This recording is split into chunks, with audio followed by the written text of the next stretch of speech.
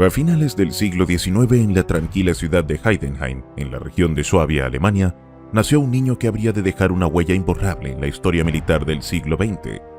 En un contexto de creciente tensión en Europa, marcado por la unificación de un imperio alemán en ascenso, este joven se formó en un hogar donde la disciplina de un padre educador y la sensibilidad de una madre de origen aristocrático moldearon su carácter. Desde sus primeros años mostró una mente inquisitiva y una determinación que lo llevarían a destacar en los conflictos más definitorios de su tiempo, desde las trincheras de la Primera Guerra Mundial hasta las arenas del norte de África. Su vida, un testimonio de habilidad estratégica y dilemas morales, perteneció a Erwin Rommel. El 15 de noviembre de 1891, en la apacible localidad de Heidenheim, enclavada en la región montañosa de Suabia, al sur del territorio alemán, vio la luz un niño que sin saberlo marcaría profundamente la historia militar del siglo XX. El entorno era austero, colinas verdes rodeaban el pueblo, el clima era severo y la vida cotidiana giraba en torno a tradiciones ancestrales y labores sencillas. En medio de esta comunidad pequeña y cohesionada, comenzó la existencia de Erwin Rommel, un lugar donde cada habitante conocía al otro y donde el carácter se forjaba entre disciplina y sencillez. La familia Rommel pertenecía a un estrato que ocupaba un lugar intermedio dentro de la rígida jerarquía social de la época. Su padre, Erwin Johannes Eugen Rommel, ejercía como maestro de escuela. Era un hombre meticuloso y culto, profundamente convencido de que la educación era la base sobre la cual debía construirse cualquier vida honorable. En el hogar, se encargaba de transmitir a sus hijos el valor del conocimiento y el sentido de la responsabilidad. No era una figura complaciente, y la relación que mantuvo con su hijo varón influiría decisivamente en la formación de este. Su madre, Helen von Lutz, en cambio, provenía de una familia acomodada de raíces aristocráticas.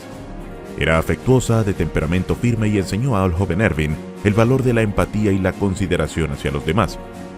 La combinación de una autoridad paterna severa y una influencia materna cálida y determinada moldeó la compleja personalidad que distinguiría al futuro comandante. Erwin creció junto a sus hermanos Manfred, Helena y Karl. Desde pequeño, mostró una gran curiosidad insaciable por comprender el funcionamiento de todo lo que lo rodeaba. Según relatos familiares, podía pasar horas desmontando y armando juguetes, fascinado por descubrir los mecanismos internos que los hacían funcionar.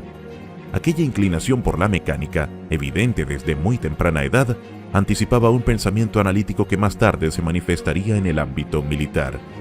Sin embargo, su niñez no estuvo exenta de tensiones. Su padre deseaba para él un camino académico, mientras que el joven se sentía más atraído por la exploración física que por las aulas. Esta divergencia de intereses generó conflictos entre ambos, marcando los primeros desafíos personales de Erwin.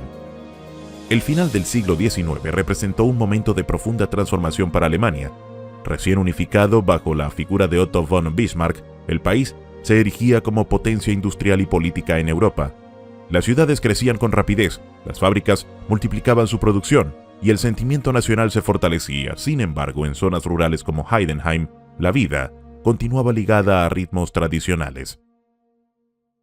Para un niño como Rommel, los campos abiertos y los densos bosques cercanos se convertían en escenario de aventuras y exploraciones. En ese entorno natural, desarrolló su capacidad de observación, su ingenio y una determinación silenciosa que lo acompañaría el resto de su vida. No soñaba aún con conquistas militares, pero los cimientos de su carácter estaban ya firmemente establecidos. Durante su adolescencia, la inclinación de Rommel por construir y experimentar se volvió más evidente. A los 14 años, junto con un grupo de amigos, emprendió la construcción de un planeador sencillo. Aunque la máquina nunca logró despegar realmente, la experiencia resultó significativa. Demostró su capacidad para coordinar esfuerzos colectivos y liderar iniciativas, cualidades que más adelante serían esenciales en su trayectoria como estratega militar. Su educación fue rigurosa, acorde con los estándares de la época. Aunque sus calificaciones no siempre destacaban, sus maestros reconocían su inteligencia natural y su afinidad por materias que requerían razonamiento estructurado, como las matemáticas y la física. Prefería las actividades prácticas por encima de la teoría, y esa preferencia delinearía más tarde su enfoque táctico en el campo de batalla, pragmático, metódico y creativo a la vez. La influencia combinada de la disciplina paterna y la orientación moral materna fue determinante en su desarrollo como individuo, generando en él un equilibrio entre el deber y la independencia. El clima político europeo, mientras tanto, se tornaba cada vez más tenso. Las alianzas militares y las ambiciones imperiales dibujaban un mapa inestable, aunque pocos imaginaban la magnitud de los acontecimientos que se avecinaban. En aquel escenario latente, la infancia de Rommel transcurría tranquila, pero el destino preparaba un camino que lo llevaría muy lejos de las colinas de Suabia. A comienzos del siglo XX, el imperio alemán, dirigido por el Kaiser Guillermo II, emergía como una potencia militar e industrial. Para familias de clase media como la de los Rommel, la educación representaba la vía hacia un futuro estable y respetable. Sin embargo, Erwin no compartía plenamente esas expectativas. Mientras muchos jóvenes soñaban con convertirse en profesionales liberales o continuar las trayectorias familiares, él anhelaba acción, movimiento y la posibilidad de probar sus capacidades en escenarios reales. Esta diferencia de visión se hizo evidente en 1910 cuando a los 18 años tomó una decisión inesperada: alistarse en el ejército. La noticia desconcertó especialmente a su padre, quien había imaginado para él un camino académico más convencional. Aunque la carrera militar no era extraña entre jóvenes de su generación, su carácter reservado y analítico no parecía el más adecuado para la vida castrense. Sin embargo, aquella elección marcaría el inicio de una trayectoria que lo llevaría a convertirse en una figura central de la historia militar europea. Erwin inició su instrucción en la 124ª División de Infantería de Württemberg, con sede en Weingarten. Allí, experimentó la severidad de la disciplina militar. Las jornadas comenzaban con la primera luz y concluían bien entrada la noche entre ejercicios físicos intensos, marchas agotadoras y formación teórica. Más que un simple entrenamiento, aquel período representó una transformación personal. Rommel aprendió a obedecer, a colaborar estrechamente con sus compañeros y a superar sus propios límites. Fue también entonces cuando sus superiores comenzaron a notar en él cualidades poco comunes. No solo ejecutaba órdenes con precisión, sino que buscaba maneras de perfeccionarlas. Su mente analítica se manifestaba en cada maniobra. En 1911 fue seleccionado para ingresar en la prestigiosa Escuela de Oficiales de Danzig, ubicada en la costa báltica. Ser admitido allí constituía un reconocimiento significativo, pues estas instituciones eran el núcleo donde se formaban los futuros líderes militares del imperio. Para el joven Rommel, criado en un entorno rural, Danzig representó un mundo completamente nuevo: calles animadas por comerciantes de diversas procedencias, una atmósfera cosmopolita y un ritmo de vida más acelerado. Esta experiencia amplió su perspectiva sobre el mundo y sobre su propio papel en él. La formación en Danzig era intensa y exhaustiva. Las aulas ofrecían instrucción en historia militar, logística y administración, mientras que los campos de entrenamiento desafiaban la resistencia física y mental de los cadetes mediante ejercicios complejos y simulaciones de combate. En este entorno tan exigente, Rommel empezó a delinear su estilo de liderazgo. No era el más robusto ni el más veloz, pero destacaba por su tenacidad. Frente a la fatiga o las adversidades climáticas, perseveraba siempre un paso más allá. Su determinación no pasó desapercibida. En una de las prácticas, se le encomendó la dirección de un pequeño destacamento para tomar una colina simulada. En lugar de optar por el ataque frontal convencional, ideó una maniobra que dividía sus fuerzas para atacar por el flanco y por el frente simultáneamente. La táctica resultó exitosa y reveló su capacidad para improvisar soluciones efectivas, dejando una impresión duradera en sus instructores. En 1912, al concluir su formación, recibió el grado de teniente. Volvió a su unidad con una base sólida de conocimientos y una creciente confianza en sus habilidades. Ese mismo año, durante una visita a su hogar, conoció a Lucy Mullin, una joven con la que iniciaría una relación significativa que lo acompañaría durante los años venideros. Entre el deber militar y la vida personal, comenzaba a formarse el hombre que más tarde sería conocido como el zorro del desierto. Europa, entre tanto, se encontraba al borde de un conflicto sin precedentes. Las tensiones acumuladas estaban a punto de estallar y los ejércitos europeos se preparaban para una guerra que cambiaría el mundo. Para Rommel, sus primeros años en el ejército no fueron simplemente un aprendizaje técnico, sino el cimiento sobre el cual se erigiría una de las carreras militares más notorias de su tiempo. Primera Guerra Mundial, desmovilización y nuevos comienzos, ascenso bajo el régimen nazi. En 1914, Europa se encontraba al borde del abismo. Lo que hasta entonces había sido un complejo entramado de tensiones políticas, alianzas militares y rivalidades nacionales, estalló en un conflicto que marcaría para siempre el siglo XX, la Primera Guerra Mundial. En este escenario de caos y violencia surgió Erwin Rommel, un joven teniente del ejército alemán destinado a vivir los episodios más cruentos de la contienda. Desde el primer momento, se enfrentó a un mundo donde cada decisión podía significar la diferencia entre la vida y la muerte y donde el fracaso no era una opción. Rommel pronto demostró que su fortaleza no residía únicamente en el coraje físico, sino en una mente estratégica capaz de convertir la adversidad en oportunidad. Durante los primeros meses de 1914, Rommel fue enviado al Frente Occidental, una línea de combate que se extendía desde el Mar del Norte hasta la frontera con Suiza y que rápidamente se convirtió en sinónimo de horror. Las trincheras saturadas de barro y rodeadas de alambres de púas, eran constantemente sacudidas por la artillería enemiga. Fue en este entorno donde Rommel comenzó a destacarse. Cerca de Verdún, recibió la orden de capturar una posición enemiga fuertemente fortificada. Mientras otros oficiales podían haber recurrido a un ataque frontal, Rommel adoptó un enfoque distinto. Durante la noche, lideró personalmente un pequeño grupo de soldados utilizando la topografía del terreno para infiltrarse entre las líneas enemigas. La operación resultó un éxito, la posición fue tomada con bajas mínimas y la acción dejó constancia de su capacidad para combinar audacia y cálculo preciso. En 1916, Rommel fue trasladado a Rumanía, un teatro de operaciones menos conocido, pero de gran importancia estratégica. En los Cárpatos, se enfrentó a climas extremos, terrenos accidentados y un enemigo familiarizado con cada rincón de las montañas. Durante un enfrentamiento crítico, su unidad quedó atrapada en un estrecho valle rodeada por tropas rumanas. En lugar de rendirse, Rommel organizó un contraataque al amanecer aprovechando la niebla como cobertura. La maniobra desconcertó al enemigo que se vio obligado a retirarse. Este episodio consolidó la reputación de Rommel como un oficial capaz de liderar con eficacia en condiciones extremas. Al año siguiente, Rommel fue trasladado al frente italiano, donde se enfrentó a uno de los episodios más significativos de la guerra, la batalla de Caporetto. Esta ofensiva, ejecutada por las fuerzas alemanas y austrohúngaras, se distinguió por el uso de tácticas de infiltración, en las que pequeñas unidades penetraban profundamente en las líneas enemigas para desorganizar la defensa antes de que el adversario pudiera reaccionar. Rommel comandó una compañía encargada de capturar posiciones estratégicas en terrenos montañosos. Con determinación y rapidez, tomó un fuerte italiano que había resistido varios intentos previos y en un solo día logró la rendición de más de 9.000 soldados. Su actuación combinó precisión táctica con liderazgo efectivo y llamó la atención de sus superiores por la eficiencia de sus maniobras y el cuidado de sus tropas. Por su desempeño en Caporetto y en otras operaciones previas, Rommel recibió la Cruz de Hierro de primera clase, una de las distinciones más elevadas del ejército alemán, otorgada por su valor y por su capacidad para ejecutar operaciones complejas con resultados decisivos. Durante la guerra, cada movimiento de Rommel fue acompañado por la atención de sus superiores, que reconocieron en él a un oficial con talento estratégico y una comprensión poco común del liderazgo en el frente. En 1918, con la firma del armisticio, la Primera Guerra Mundial llegó a su fin, dejando a Europa devastada. Rommel, entonces con 27 años, emergió del conflicto como un oficial condecorado y con experiencia en varios frentes europeos. La Gran Guerra había transformado por completo la geografía política y militar del continente y Alemania enfrentaba el desafío de construir su ejército bajo las restricciones impuestas por el Tratado de Versalles. La reducción de las Fuerzas Armadas a 100.000 hombres significó que cada oficial debía desempeñar un papel fundamental en la reorganización de la Reichswehr, como pasó con Rommel, cuya reputación le permitió mantener su puesto. En 1919, tras la firma del Tratado de Versalles, Rommel fue asignado a la Escuela de Infantería en Dresde como instructor. En esta función, comenzó a formar a los futuros oficiales del ejército alemán.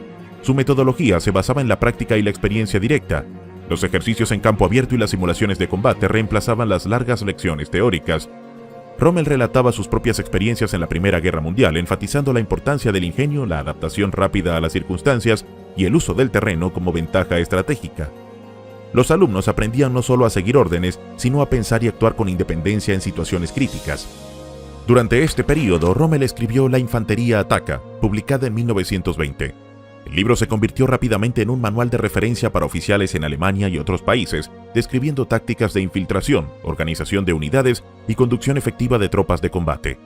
Cada capítulo reflejaba la atención de Rommel al detalle y su enfoque práctico. La obra mostraba la relación directa entre estrategia, disciplina y liderazgo en situaciones de alto riesgo, consolidando la influencia de Rommel como formador de oficiales.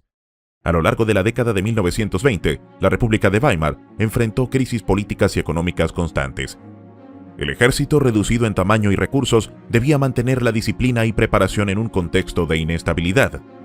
Rommel se mantuvo ajeno a los conflictos políticos, centrado exclusivamente en la formación militar y la preservación de la eficiencia operativa de la Reichswehr. Su neutralidad en asuntos políticos lo convirtió en un referente de profesionalismo dentro del ejército alemán. En 1923, Rommel participó en maniobras de entrenamiento a gran escala organizadas por la Reichswehr. Estas operaciones sirvieron para probar nuevas tácticas y para evaluar la capacidad de los oficiales en situaciones de estrés. Rommel se destacó por su capacidad de coordinar movimientos complejos y por su habilidad para anticipar las reacciones de un adversario simulado. La combinación de teoría y práctica que aplicaba en estas maniobras consolidó su reputación como uno de los oficiales más competentes de su generación.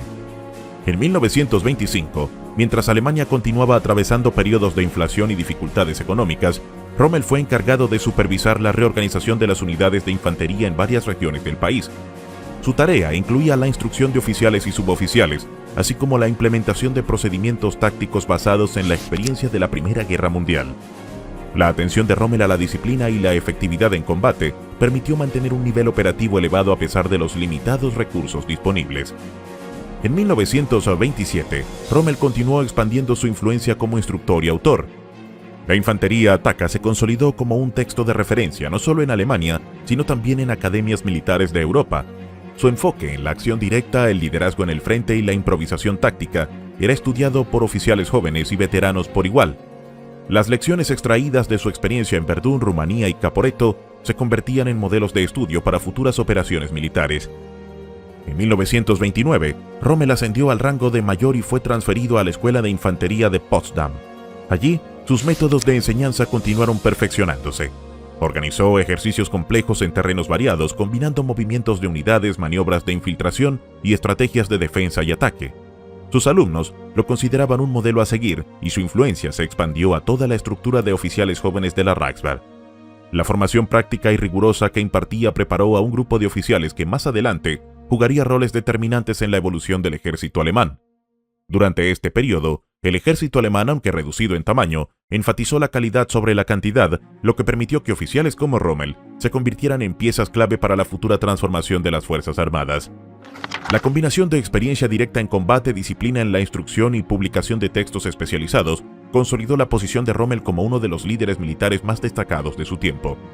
Entre 1914 y 1929, su carrera se construyó en frentes de batalla y campos de instrucción, integrando la acción con la enseñanza y la teoría con la práctica. En todas las asignaciones que recibió, Rommel mantuvo un enfoque constante en la efectividad de sus unidades y en la preparación de los oficiales bajo su mando. Cada operación, maniobra o clase impartida reflejaba un método sistemático basado en experiencias reales, condiciones adversas y la necesidad de adaptarse a distintos escenarios de combate. Su reputación creció a medida que los resultados de sus enseñanzas se hicieron evidentes en la disciplina y eficiencia de las tropas a su cargo.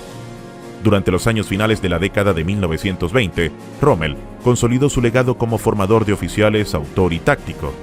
La combinación de experiencias adquiridas en los frentes de la Primera Guerra Mundial, la instrucción de las nuevas generaciones y la publicación de textos especializados permitió que su influencia perdurara más allá de su presencia física en el ejército. Entre 1914 y 1929, Rommel fue testigo y protagonista de la transformación del ejército alemán, desde la guerra total en Europa hasta la reconstrucción de una fuerza reducida pero altamente profesional. En 1933, Alemania se encontraba en un punto crítico de su historia. La llegada de Adolf Hitler al poder supuso la instauración de un régimen que transformaría radicalmente la política, la sociedad y especialmente las Fuerzas Armadas del país. Para Erwin Rommel, este período constituyó un momento decisivo que marcaría su carrera profesional y su futura notoriedad. Hasta ese momento, Rommel había consolidado su reputación como un oficial prometedor, disciplinado y meticuloso, habiendo demostrado su capacidad durante los últimos años de la República de Weimar y en los conflictos fronterizos previos a la Segunda Guerra Mundial. Su ascenso en este nuevo contexto no fue producto del azar, sino el resultado de una combinación de talento estratégico, ambición personal y la compleja dinámica de un régimen que premió a quienes demostraban lealtad al Führer. Desde los primeros meses de 1933, Hitler inició un proceso de reorganización del aparato militar y policial de Alemania. Su objetivo era desmantelar las limitaciones impuestas por el Tratado de Versalles y establecer un ejército moderno capaz de proyectar poder en Europa. Para oficiales como Rommel, que habían conocido la austeridad y la restricción durante años en la Reichswehr, estas reformas representaban una oportunidad única para demostrar su valía y recuperar el prestigio perdido tras la Primera Guerra Mundial. En este contexto, el talento de Rommel se manifestó tanto en su rigor disciplinario como en su capacidad para innovar en tácticas de infantería, atributos que no pasaron desapercibidos para sus superiores. El año 1938 representó un cambio decisivo en la vida de Rommel. Fue designado comandante del batallón de escolta de Adolf Hitler, una unidad de élite encargada de la protección personal del Führer y de supervisar sus apariciones públicas. Esta posición de alto prestigio y responsabilidad lo colocó en la cercanía directa del líder alemán, al tiempo que lo situaba en una posición delicada donde debía equilibrar las demandas políticas con la estricta disciplina militar.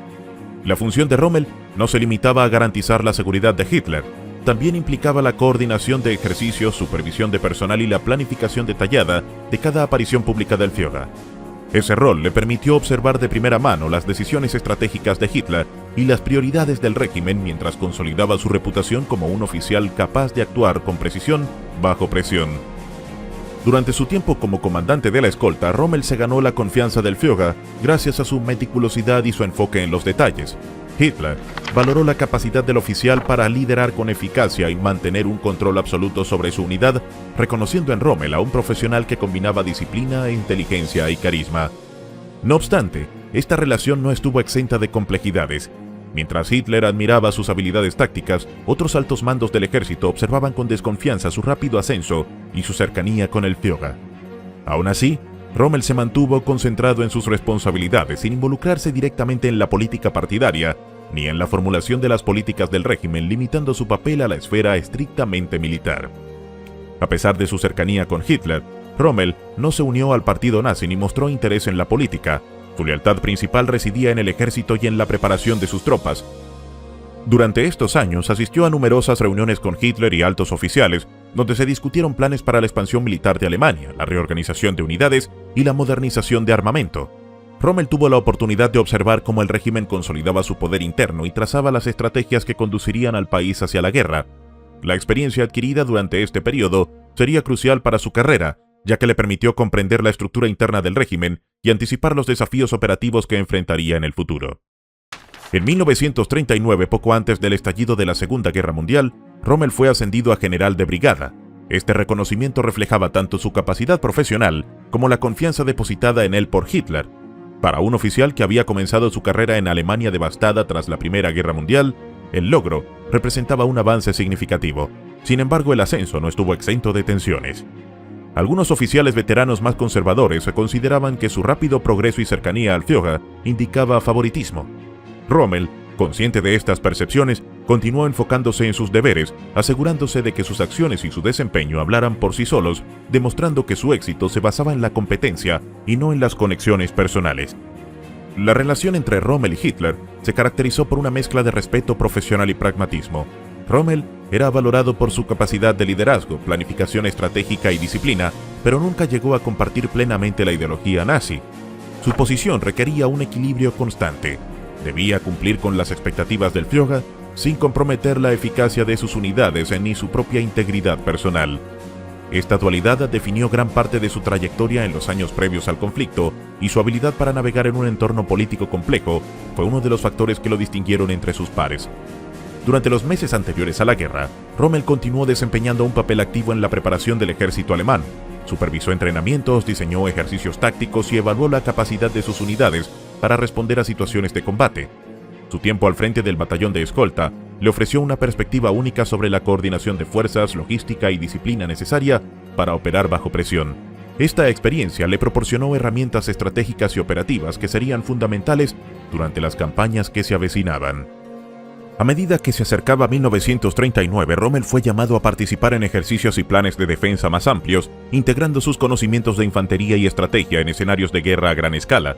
Su preparación incluyó simulaciones de maniobras rápidas, coordinación entre unidades de distintas divisiones y evaluación de la respuesta de tropas bajo condiciones adversas.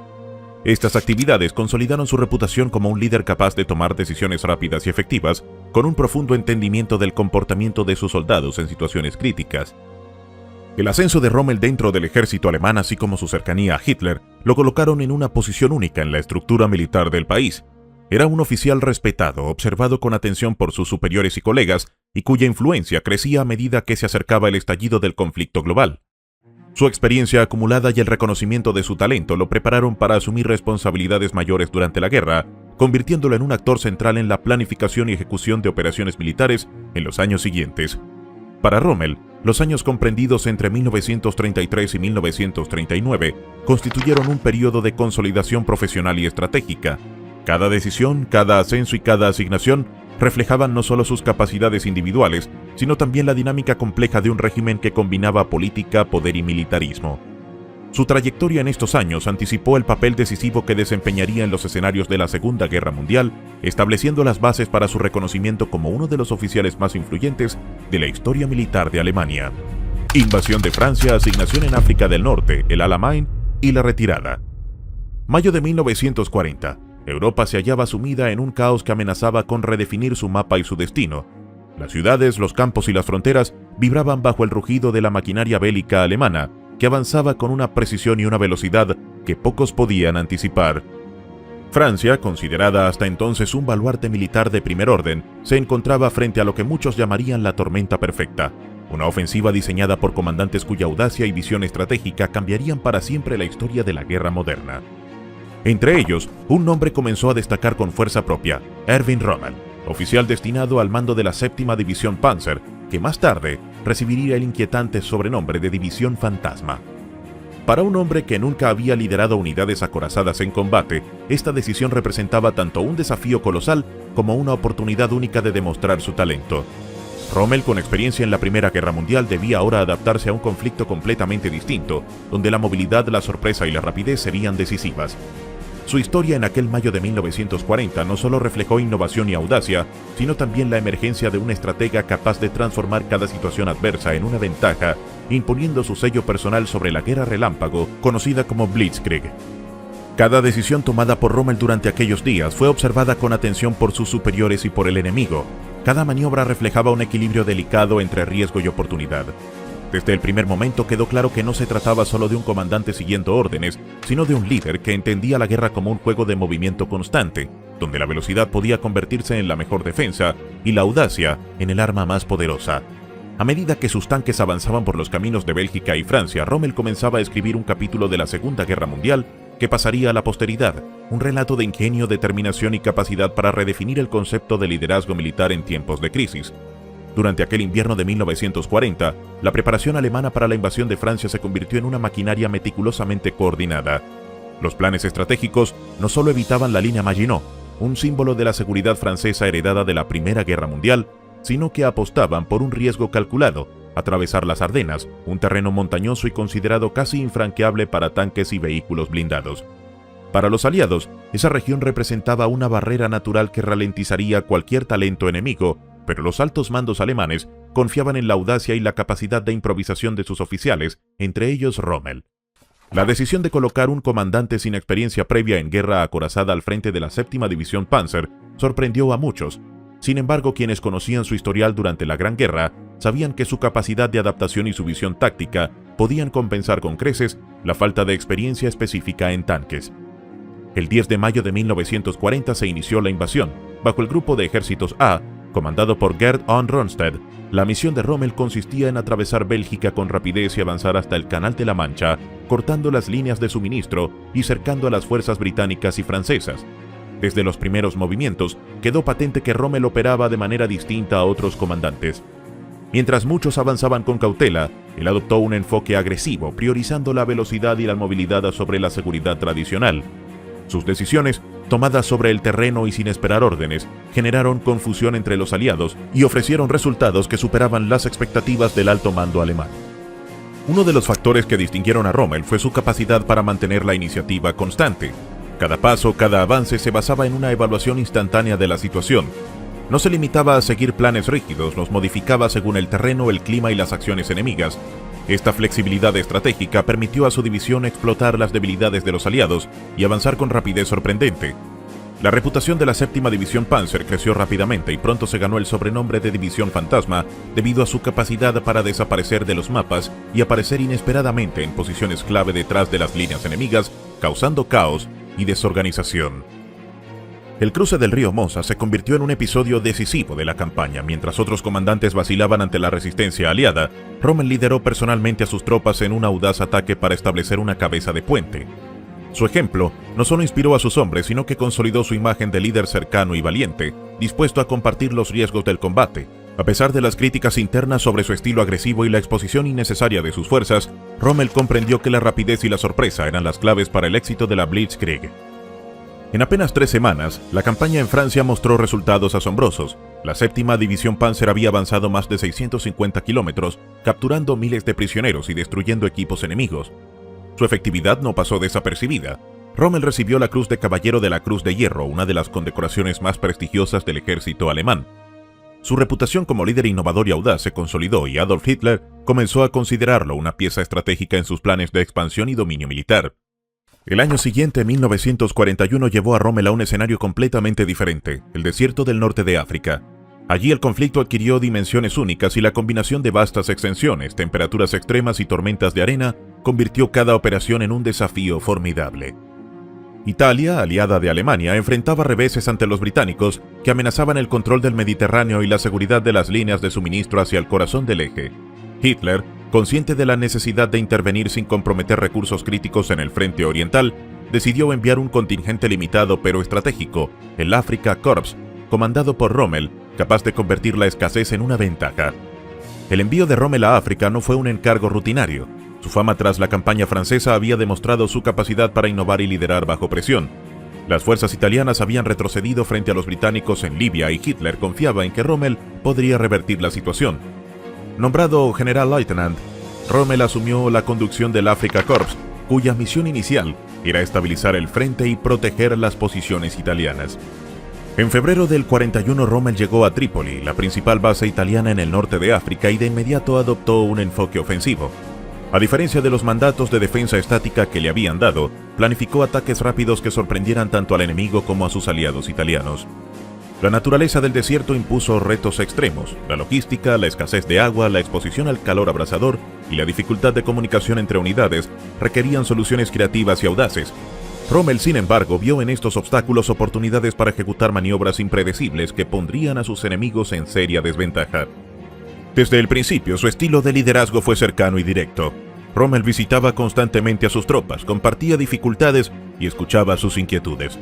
Esta actitud no solo elevaba la moral, sino que fomentaba una lealtad férrea entre sus hombres, quienes lo veían como un líder que comprendía la dureza del desierto y el riesgo de cada operación. Las primeras ofensivas, ejecutadas con rapidez y precisión, lograron recuperar Benghazi y avanzar hacia la frontera egipcia, sorprendiendo a los británicos y reorganizando las tropas italianas. La combinación de astucia, velocidad y conocimiento del terreno compensaba la limitada disponibilidad de recursos. A pesar de los éxitos iniciales, los mandos en Berlín y Roma observaban con preocupación. Rommel había superado las instrucciones de mantener una postura defensiva, exponiendo al Afrika Korps a riesgos que podrían resultar muy costosos. No obstante, sus victorias reforzaron su reputación y sembraron respeto entre los aliados y los enemigos. Los británicos, impresionados por su habilidad para maniobrar en el desierto, comenzaron a llamarlo el zorro del desierto, un nombre que reflejaba tanto su astucia como su capacidad de usar el terreno a su favor. Rommel entendió que estas victorias eran solo el inicio. El desierto era un enemigo en sí mismo y mantener las líneas de suministro sería un desafío constante. Las tensiones con los altos mandos seguirían creciendo, especialmente a medida que los recursos se redistribuían para otros frentes. Cada decisión exigía un equilibrio dedicado entre audacia y prudencia, y Rommel debía anticiparse no solo al enemigo, sino también a las dificultades logísticas que podían determinar el éxito o el fracaso de la campaña. En junio del 42, tras meses de intensos combates, el norte de África alcanzó un punto crítico. Rommel se preparaba para capturar Tobruk, un puerto estratégico británico que simbolizaba la resistencia aliada y servía como puerta hacia Egipto y el Canal de Suez. La defensa de Tobruk era sólida: fortificaciones bien equipadas, artillería precisa y el respaldo de la Marina británica. Para Rommel, la operación exigía audacia, planificación y aprovechamiento máximo de los recursos disponibles. Desde su llegada al mando del Afrika Korps en 1941, Rommel había aprendido a usar el desierto como su aliado, transformando su vastedad en oportunidades tácticas. Cada avance había sido medido, cada ataque coordinado con precisión. La ofensiva sobre Tobruk, iniciada el 20 de junio de 1942, combinó infantería, tanques y artillería de manera sincronizada.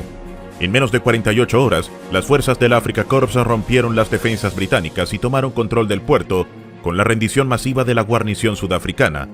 Tobruk, que había resistido durante 8 meses en 1941, cayó rápidamente, constituyendo un golpe devastador para la moral aliada. Por esta victoria, Rommel fue ascendido a mariscal de campo, convirtiéndose en el oficial más joven en alcanzar este rango durante la Segunda Guerra Mundial. Con Tobruk bajo control, sus miradas se dirigieron hacia el Alamein, punto estratégico cercano a Alejandría. La ofensiva continuó con rapidez, pero el desierto y las limitaciones logísticas comenzaron a ejercer presión sobre sus fuerzas. Las líneas de suministro se estiraban al máximo y los británicos, reforzados y reorganizados bajo nuevos comandantes como Bernard Montgomery, se preparaban para frenar el avance alemán. A pesar de estas dificultades, Rommel mantuvo la ofensiva. Su liderazgo carismático y cercano motivaba a las tropas a superar cada obstáculo. La conquista de Tobruk y la aproximación a Egipto consolidaron su fama como uno de los estrategas más brillantes de la guerra, pero el desierto no perdonaba errores y las pruebas que se avecinaban determinarían el destino del Afrika Korps. 1942 representó un momento decisivo en el desarrollo de la Segunda Guerra Mundial, justo en la época de otoño. En el implacable desierto del norte de África, las fuerzas del eje, comandadas por Erwin Rommel, se encontraban al límite de sus capacidades. Frente a ellas, el general británico Bernard Montgomery organizaba una ofensiva destinada a transformar el rumbo del conflicto en la región. Rommel, conocido como el zorro del desierto por su astucia en el campo de batalla, enfrentaba una situación extremadamente vulnerable. Sus tropas, aunque entrenadas y aguerridas, habían sufrido meses de combates continuos, problemas logísticos y la presión de un enemigo superior en número. Aún así, el estratega alemán entendía que la confrontación que se aproximaba definiría el futuro de la campaña, aunque las probabilidades no estuvieran a su favor. En octubre de 1942, la situación del Afrika Korps era crítica. Después de una serie de éxitos que habían llevado a sus unidades hasta las fronteras de Egipto, las líneas de suministro de Rommel comenzaban a colapsar. El combustible, la munición y los víveres eran insuficientes. Por su parte, Montgomery había reorganizado al octavo ejército británico, transformándolo en una fuerza cohesionada, bien equipada y altamente motivada, con más de 200.000 hombres frente a los cerca de 100.000 soldados del Afrika Korps y respaldada por más de 1.000 tanques y una superioridad aérea decisiva. Su objetivo era lanzar la ofensiva en el Alamein, una estrecha franja de terreno situada entre el Mediterráneo y la depresión de Katara, donde los movimientos de flanqueo eran limitados. Rommel comenzó a fortificar su posición. Consciente de la importancia estratégica del terreno, ordenó la construcción de campos minados conocidos como los Jardines del Diablo y organizó defensas diseñadas para ralentizar cualquier ataque aliado. Sin embargo, no estuvo presente al inicio de la batalla. Una enfermedad lo obligó a regresar a Alemania para recibir tratamiento y su lugar fue ocupado temporalmente por el general George Stumme.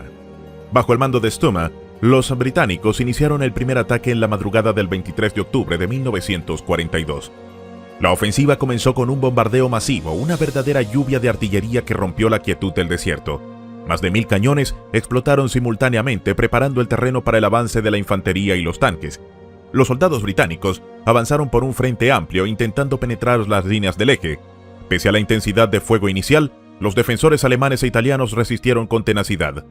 Los Jardines del Diablo provocaron graves bajas entre los tanques aliados que progresaban lentamente bajo un constante hostigamiento. Rommel regresó al frente el 25 de octubre, asumiendo el mando en un momento crítico. Analizó la situación y comprendió la gravedad de la amenaza. Montgomery había planeado un ataque continuo, desgastando las defensas del eje en múltiples puntos. Durante los días siguientes, Rommel desplegó toda su capacidad táctica, reorganizó sus unidades, lanzó contraataques estratégicos y aprovechó cada recurso disponible para contener a los británicos. No obstante, la presión aliada resultó implacable y la superioridad numérica y material comenzó a imponerse inexorablemente. Para el 2 de noviembre, las defensas del Afrika Korps empezaron a ceder.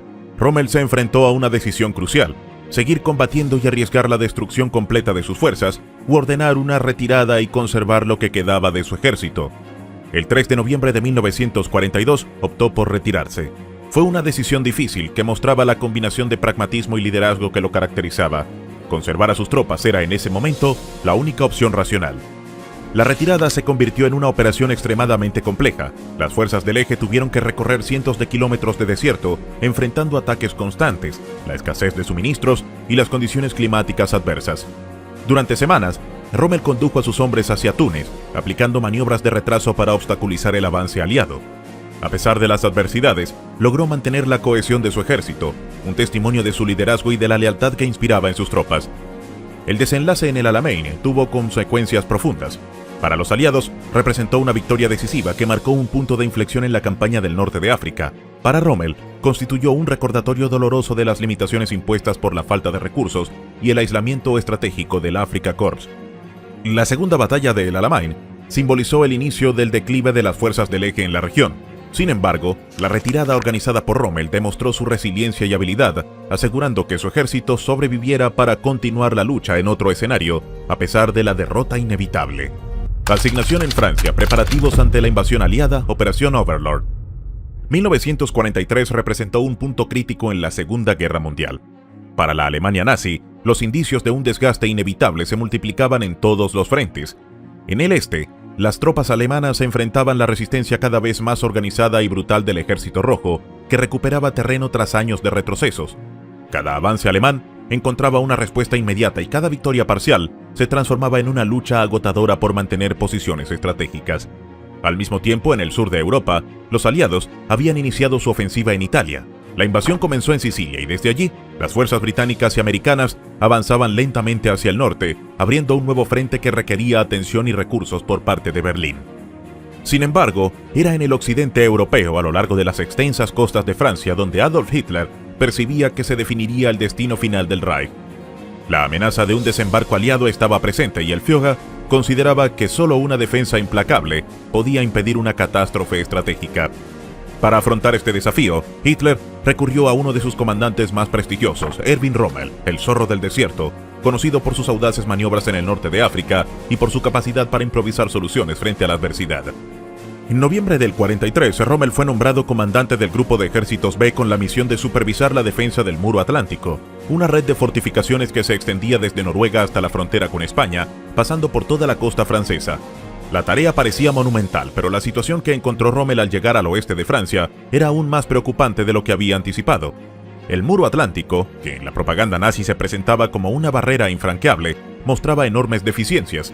En numerosos sectores, las fortificaciones eran rudimentarias o inexistentes. Búnkeres vacíos se alineaban en la costa, sin armamento suficiente para repeler un desembarco. Las minas terrestres eran escasas y mal distribuidas.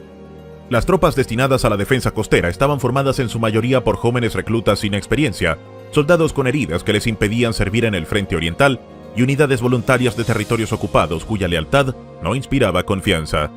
El contraste entre la imagen propagandística y la realidad sobre el terreno era abrumador. Rommel comprendió de inmediato que su misión requeriría medidas extraordinarias. La superioridad numérica, tecnológica y logística de los aliados era muy evidente. Cualquier retraso o error podía significar la pérdida de la costa occidental y con ello, un acceso directo a Alemania desde el mar. Sin demora, se embarcó en un exhaustivo recorrido a lo largo de las playas francesas. Miles de kilómetros fueron inspeccionados personalmente por él, evaluando la ubicación de búnkeres, posiciones de artillería y sectores con defensas incompletas. Su energía y exigencia no tenían parangón. Hablaba con comandantes locales, revisaba mapas y evaluaba cada obstáculo. La evidencia confirmaba sus peores temores. Alemania no estaba preparada para un desembarco a gran escala. Para enfrentar la amenaza, Rommel implementó cambios radicales, reforzó las playas con minas y obstáculos, protegió las aguas costeras con estacas y minas, reorganizó la artillería, construyó búnkeres adicionales, reforzó alambradas y zanjas y reorganizó la defensa de las tropas. Cada una de estas medidas se ejecutó con rapidez y precisión, pero la implementación completa se vio dificultada por la falta de recursos y la presión de una guerra que ya se libraba en múltiples frentes. Estas reformas no estuvieron exentas de tensiones. El mariscal de campo Gerd von Rundstedt, comandante en jefe en el oeste, sostenía una visión distinta. Rundstedt creía que el enfrentamiento decisivo no debía producirse en las playas sino tierra adentro, donde las divisiones blindadas alemanas tendrían libertad para maniobrar y destruir las cabezas de playa aliadas antes de que consolidaran su posición. Rommel argumentaba que si los aliados lograban establecerse en la costa, cualquier intento de expulsarlos sería casi imposible. Esta diferencia estratégica reflejaba las tensiones dentro del alto mando alemán, en las que Rommel se encontraba atrapado entre la urgencia de la defensa y las directrices contradictorias de sus superiores. La intervención directa de Hitler complicó aún más la situación. Aunque respaldó algunas iniciativas de Rommel, insistió en mantener el control de las divisiones blindadas más importantes, negándose a cederlas para la defensa costera. Esto ralentizó la capacidad de respuesta ante un posible desembarco, ya que cualquier movimiento significativo requería aprobación directa del Führer. Rommel, acostumbrado a tomar decisiones rápidas en el campo de batalla, enfrentó una burocracia que limitaba la efectividad de sus acciones. A medida que los meses avanzaban, Rommel redobló esfuerzos. Las playas se llenaron de minas, alambradas y obstáculos antitanque. En los tramos poco profundos del litoral, se instalaron estacas de madera y metal con minas adheridas. Se construyeron búnkeres adicionales para artillería y ametralladoras, mientras que la distribución de municiones se organizaba de manera que estuvieran disponibles en el momento exacto del ataque. Cada kilómetro de costa fue evaluado y modificado con el objetivo de que la invasión aliada enfrentara la mayor resistencia posible desde el primer instante. El conflicto con Rundstedt y otros miembros del alto mando se intensificó durante estas operaciones. Mientras Rommel defendía una postura de resistencia inmediata en las playas, Rundstedt insistía en la movilidad de las fuerzas blindadas tierra adentro. La discusión no era solo táctica, sino también logística. La escasez de recursos obligaba a elegir entre reforzar la costa o mantener divisiones móviles. La falta de consenso obligaba a Rommel a adaptarse constantemente, equilibrando sus planes con las órdenes contradictorias que recibía de Berlín. La acumulación de tropas y material aliado en Inglaterra durante 1944 hizo que la presión sobre Rommel aumentara exponencialmente. Informes de inteligencia indicaban que los aliados preparaban un desembarco masivo, pero el lugar exacto continuaba siendo un misterio. Mientras la mayoría del alto mando confiaba en que Pas-de-Calais sería el objetivo principal, Rommel consideraba que Normandía ofrecía condiciones más favorables para un ataque sorpresa.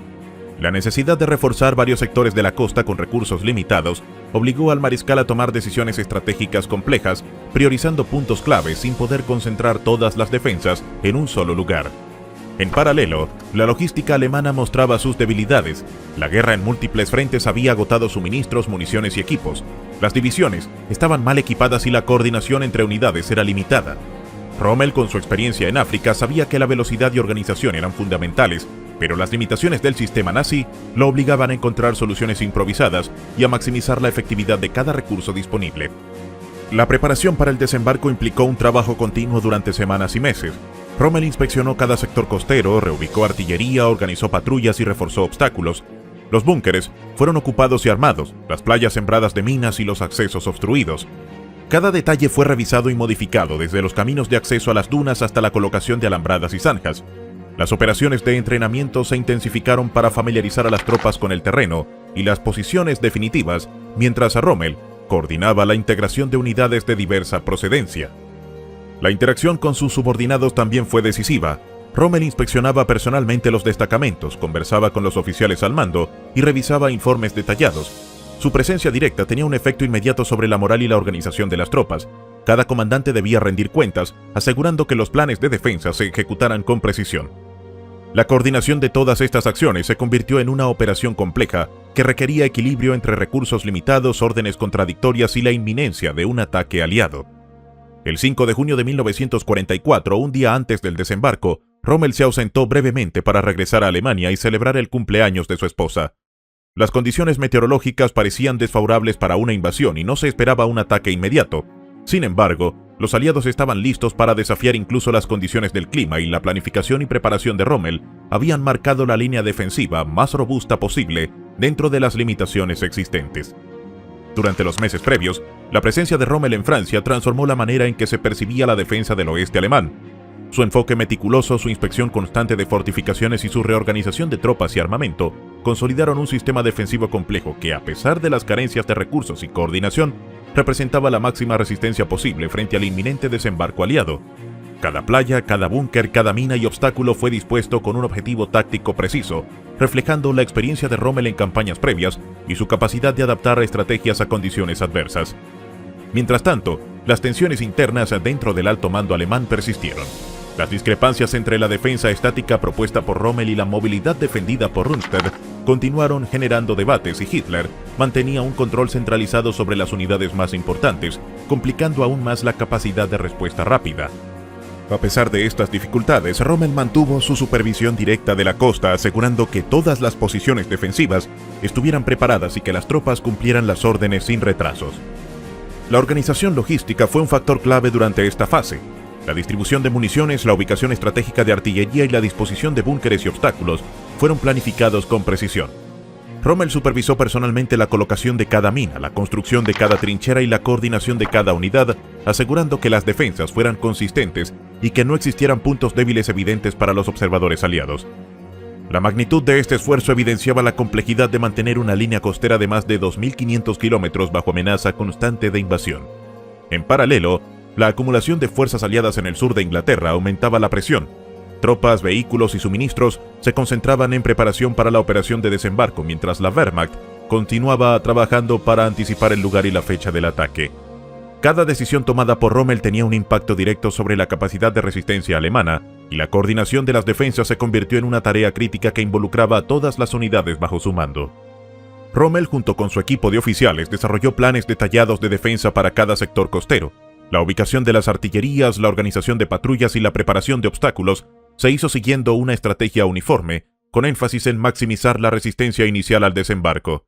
Las unidades jóvenes y los reclutas fueron entrenados en tareas específicas, mientras los veteranos se encargaban de supervisar y coordinar las operaciones de mayor complejidad.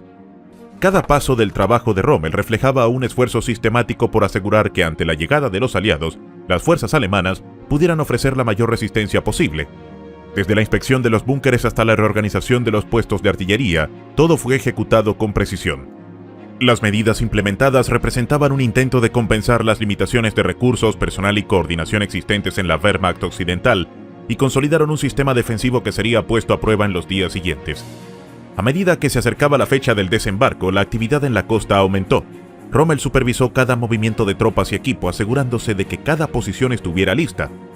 La coordinación entre unidades se convirtió en un elemento fundamental y la preparación de obstáculos, minas y defensas se completó siguiendo los criterios más estrictos. Las semanas de trabajo ininterrumpido dieron como resultado una línea defensiva extensa y compleja que reflejaba la experiencia de combate del mariscal y su conocimiento detallado del terreno. Al amanecer del 6 de junio de 1944, señaló el inicio de la Operación Overlord, la mayor ofensiva anfibia jamás emprendida. En las costas de Normandía, el destino de Europa Occidental quedó suspendido en un delicado equilibrio. Para Erwin Rommel, mariscal de campo y responsable de la defensa del llamado Muro Atlántico, aquel día representó la culminación de meses de advertencias desatendidas, tensiones internas y un esfuerzo constante por preparar un frente que consideraba frágil. Aunque había luchado por reforzar cada tramo de la línea costera, lo que ocurrió el día D sometió a prueba su autoridad y su visión estratégica frente a un enemigo con una aplastante superioridad material. Aquel desembarco no solo marcó un giro en la guerra, sino que también inició la caída de su propia carrera y del régimen nazi al que servía. Cuando el sol despuntó sobre el Canal de la Mancha en ese 6 de junio, Rommel no se encontraba en Normandía. Contra toda expectativa, había viajado a Alemania el día antes para atender compromisos personales y celebrar el cumpleaños de su esposa. Su ausencia en el momento decisivo fue fruto del cansancio, de la frustración acumulada y quizá de la intuición de que aquel frente estaba condenado. Desde que asumió el mando de Grupo de Ejércitos B, había invertido jornadas interminables en consolidar defensas, pero se topó con carencias de recursos, trabas burocráticas y disputas dentro del alto mando. Su convicción era clara: la invasión debía detenerse en la playa. Durante meses, supervisó la colocación de minas, alambradas y obstáculos de acero contra tanques. No obstante, sus peticiones de refuerzos nunca fueron respondidas en la magnitud que exigía la amenaza. Lo que escapaba a su control era la calidad de sus tropas. Buena parte de los soldados bajo su mando eran jóvenes inexpertos o veteranos demasiado mayores, sin el entrenamiento adecuado para frenar a ejércitos aliados bien armados y motivados. En las primeras horas de aquel 6 de junio, el cielo y el mar frente a Normandía se cubrieron de actividad. Miles de aviones aliados descargaron bombas sobre posiciones alemanas, mientras paracaidistas descendían tras las líneas para sembrar confusión. En el horizonte apareció una flota de más de 5.000 barcos, la mayor jamás reunida. El asalto se dividió en 5 sectores: Utah, Omaha, Gold, Juno y Sword. Cada desembarco presentó retos propios, pero todos compartieron un denominador común: la feroz oposición alemana y el alto precio en vidas humanas para consolidar las cabezas de playa. El planteamiento de Rommel fue puesto a prueba de inmediato. En Omaha, las fortificaciones en los acantilados permitieron a las fuerzas alemanas infligir enormes pérdidas a los estadounidenses. Sin embargo, en Utah y Gold, los aliados avanzaron con mayor rapidez de lo esperado. Rommel había advertido que la batalla se decidiría en las primeras horas. Si el enemigo lograba establecerse, su dominio aéreo y logístico abriría la puerta a un avance imparable. En su ausencia, la cadena de mando alemana quedó fragmentada y las órdenes más importantes se retrasaron a la espera de la aprobación de Hitler, lo que redujo drásticamente la capacidad de reacción. Las divisiones blindadas que Rommel había solicitado insistentemente situar cerca de la costa permanecieron estacionadas a gran distancia. Una de sus mayores frustraciones fue la obstinación de Hitler, convencido de que el desembarco principal ocurría en Pas-de-Calais. Esa rigidez estratégica dejó inmovilizadas a las unidades más decisivas en el momento crítico. Cuando finalmente se autorizó su movimiento, la aviación aliada dominaba los cielos y aniquilaba columnas enteras de tanques y camiones antes de que alcanzaran el frente. Para Rommel, aquello representó la confirmación de sus peores temores. Sin una respuesta inmediata y contundente, todo estaría perdido. La desconfianza entre mandos y las decisiones políticas impuestas desde Berlín sabotearon cualquier posibilidad de contener a los invasores. Mientras tanto, las fuerzas aliadas reforzaban día a día sus posiciones. Decenas de miles de hombres junto con vehículos y suministros desembarcaban continuamente, asegurando una base sólida para penetrar en territorio francés. Con el paso de las jornadas, Rommel comprendió que la situación era insostenible. En un informe al alto mando expresó con crudeza su convicción de que la guerra en el oeste estaba decidida. La superioridad industrial, tecnológica y logística de los aliados superaba con creces las mermadas fuerzas de Alemania podía ofrecer. La Operación Overlord se convirtió en un punto de inflexión decisivo en la Segunda Guerra Mundial y, al mismo tiempo, en la percepción personal de Rommel hacia el Tercer Reich. Desencantado con las disputas internas y la incapacidad de Hitler para tomar decisiones realistas, comenzó a cuestionar su lealtad al régimen y su papel en un conflicto que veía imposible de ganar. El éxito aliado en el día D no estuvo exento de enormes sacrificios, pues miles de vidas se perdieron en ambos bandos en aquellas playas ensangrentadas.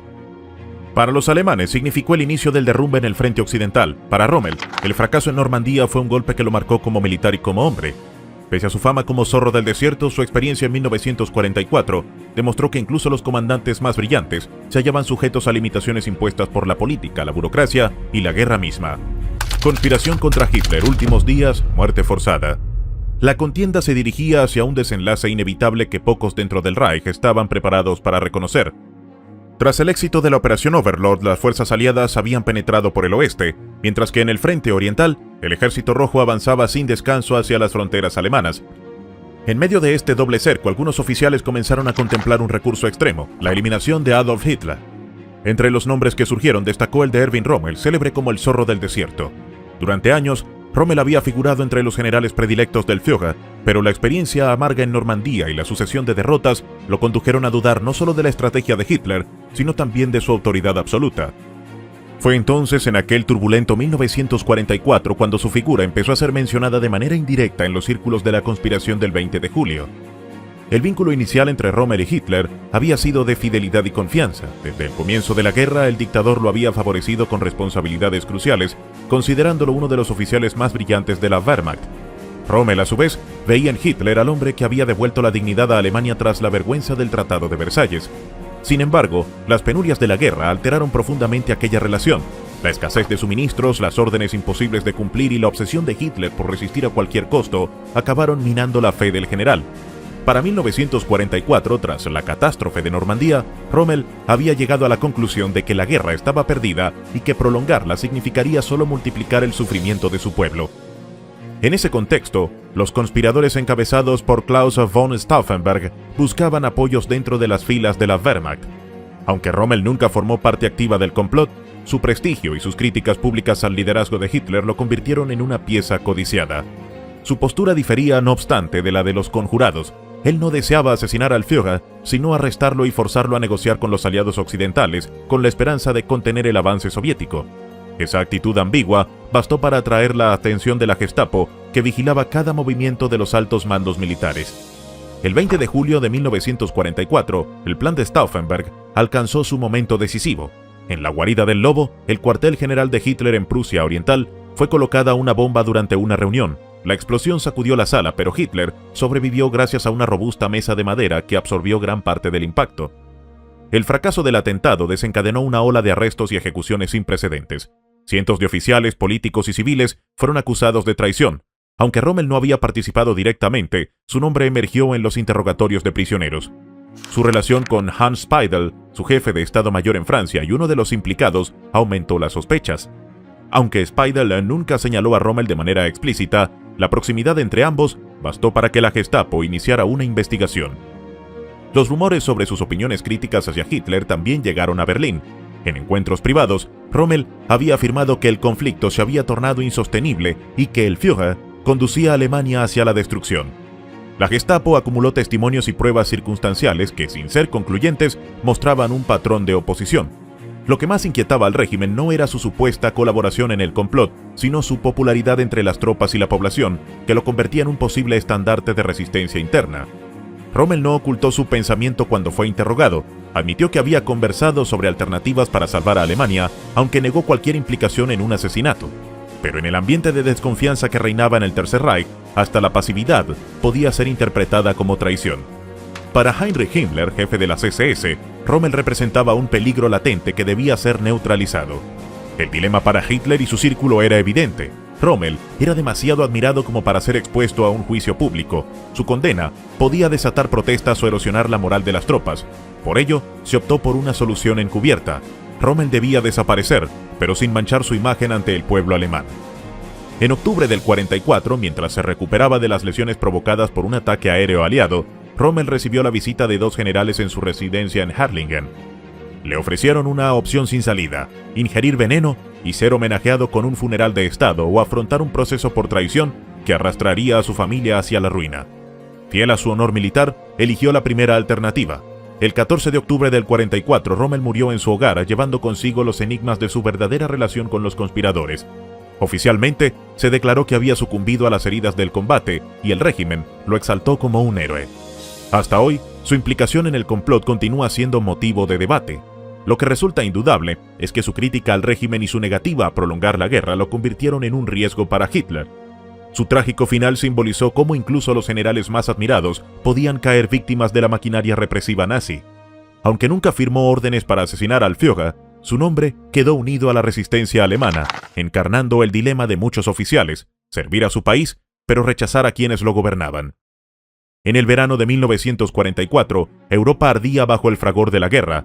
Tras el desembarco en Normandía, las fuerzas aliadas avanzaban desde el oeste, mientras que en el este, el Ejército Rojo se aproximaba inexorablemente al corazón de Alemania. Para Erwin Rommel, símbolo del genio militar alemán, la derrota ya no era una amenaza lejana, sino una certeza palpable. Pero el destino del zorro del desierto no se decidiría únicamente en el campo de batalla, sino en el interior del propio régimen que lo había elevado a la categoría de héroe. El 17 de julio del 44, mientras inspeccionaba las defensas alemanas cerca de Livarot, en Normandía, Rommel fue sorprendido por cazas aliados.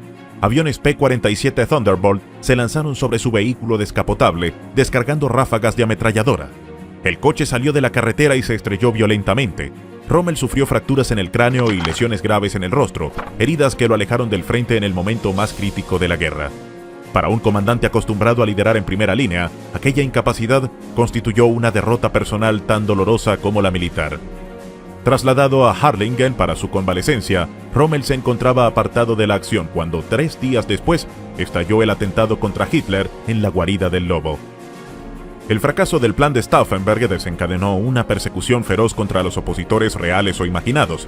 La Gestapo, bajo las órdenes directas de Himmler, extendió su red de sospechas hasta alcanzar a Rommel. Su relación con Hans Speidel, miembro activo de la conspiración y jefe de su Estado Mayor, lo comprometía indirectamente. A ello se sumaban sus críticas conocidas hacia Hitler, lo que facilitaba que fuera señalado como simpatizante de los conjurados. Aunque nunca aprobó el asesinato, se sabía que consideraba necesaria la destitución del Führer para salvar a Alemania.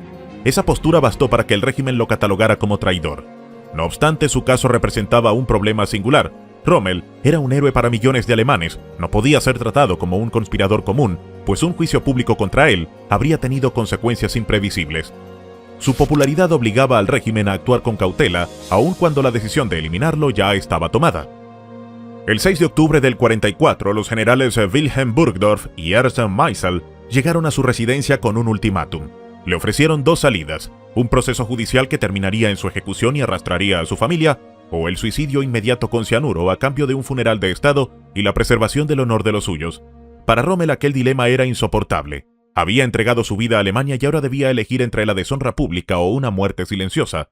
Tras una última conversación con su esposa Lucy y su hijo Manfred, decidió aceptar el veneno. El 14 de octubre del 44, Rommel subió a un automóvil acompañado de los emisarios de Hitler. A pocos kilómetros de su hogar tomó la cápsula letal. Murió en pocos minutos. El régimen anunció que había fallecido a consecuencia de las heridas sufridas en Normandía y lo despidió con honores militares. La verdad sobre su destino solo saldría a la luz después del derrumbe del Tercer Reich. Enterrado en Harlingen, su tumba se transformó en un lugar de memoria. Para muchos, representaba la figura del militar honorable que incluso en la derrota había tenido la valentía de cuestionar a Hitler. El 14 de octubre del 44 quedó inscrito como el día en que el régimen nazi sacrificó a uno de sus más ilustres generales. En aquel instante, Rommel se convirtió no solo en víctima de una purga despiadada, sino en símbolo de la contradicción de un Estado que destruía a sus propios héroes. Tras el fallido atentado del 20 de julio, la maquinaria represiva había extendido sus garras hasta alcanzar a quienes, como Rommel, no habían empuñado una bomba, pero sí habían osado criticar las decisiones del Führer. Aunque nunca conspiró directamente, sus palabras, su prestigio y sus dudas bastaron para condenarlo. La historia lo recuerda no solo como estratega brillante, sino como un hombre atrapado entre la lealtad a su patria y la oposición al régimen que la conducía a la ruina. ¿Cómo pudo un héroe nacional como Erwin Rommel, venerado por soldados y civiles, terminar marcado como traidor por el mismo régimen que lo había convertido en leyenda? Te leemos en los comentarios.